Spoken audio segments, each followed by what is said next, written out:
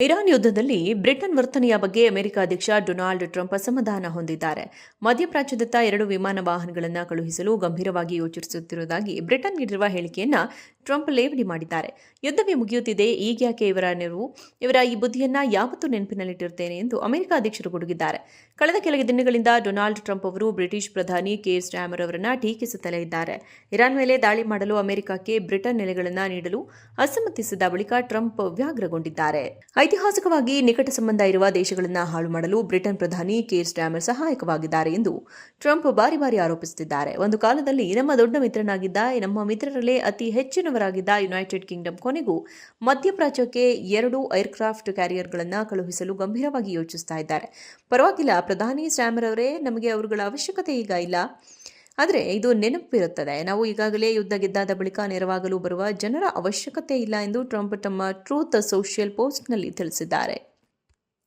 Iran ಯುದ್ಧದಲ್ಲಿ Britain ವರ್ತನೆಯ ಬಗ್ಗೆ ಅಮೆರಿಕ ಅಧ್ಯಕ್ಷ ಡೊನಾಲ್ಡ್ ಟ್ರಂಪ್ ಅಸಮಾಧಾನ ಹೊಂದಿದ್ದಾರೆ. ಮಧ್ಯಪ್ರಾಚ್ಯದತ್ತ 2 ವಿಮಾನ ವಾಹನಗಳನ್ನು ಕಳುಹಿಸಲು ಗಂಭೀರವಾಗಿ ಯೋಚಿಸುತ್ತಿರುವುದಾಗಿ ಬ್ರಿಟನ್ ನೀಡಿರುವ ಹೇಳಿಕೆಯನ್ನ ಟ್ರಂಪ್ ಲೇವಡಿ ಮಾಡಿದ್ದಾರೆ. ಯುದ್ಧವೇ ಮುಗಿಯುತ್ತಿದೆ, ಈಗ್ಯಾಕೆ ಇವರ ಈ ಬುದ್ಧಿಯನ್ನ ಯಾವತ್ತೂ ನೆನಪಿನಲ್ಲಿಟ್ಟಿರುತ್ತೇನೆ ಎಂದು ಅಮೆರಿಕ ಅಧ್ಯಕ್ಷರು ಗುಡುಗಿದ್ದಾರೆ. ಕಳೆದ ಕೆಲ ದಿನಗಳಿಂದ ಡೊನಾಲ್ಡ್ ಟ್ರಂಪ್ ಅವರು ಬ್ರಿಟಿಷ್ ಪ್ರಧಾನಿ ಕೀರ್ ಸ್ಟಾರ್ಮರ್ ಅವರನ್ನ ಟೀಕಿಸುತ್ತಲೇ ಇದ್ದಾರೆ.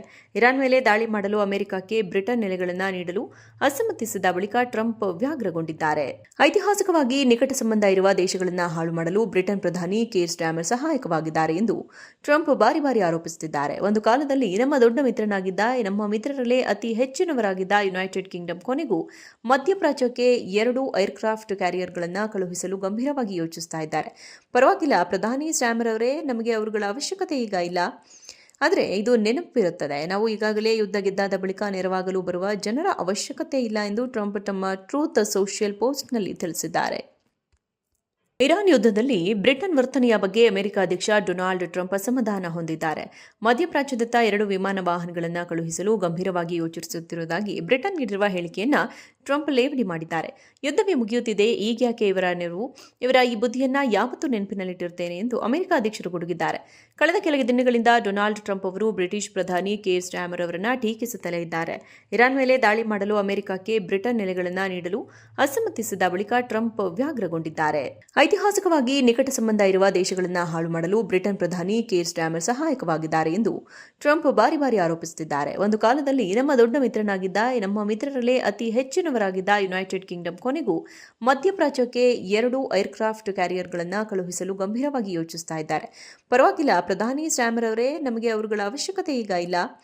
ಆದರೆ ಇದು ನೆನಪಿರುತ್ತದೆ, ನಾವು ಈಗಾಗಲೇ ಯುದ್ಧ ಗೆದ್ದಾದ ಬಳಿಕ ನೆರವಾಗಲು ಬರುವ ಜನರ ಅವಶ್ಯಕತೆ ಇಲ್ಲ ಎಂದು ಟ್ರಂಪ್ ತಮ್ಮ ಟ್ರೂತ್ ಸೋಷಿಯಲ್ ಪೋಸ್ಟ್ನಲ್ಲಿ ತಿಳಿಸಿದ್ದಾರೆ.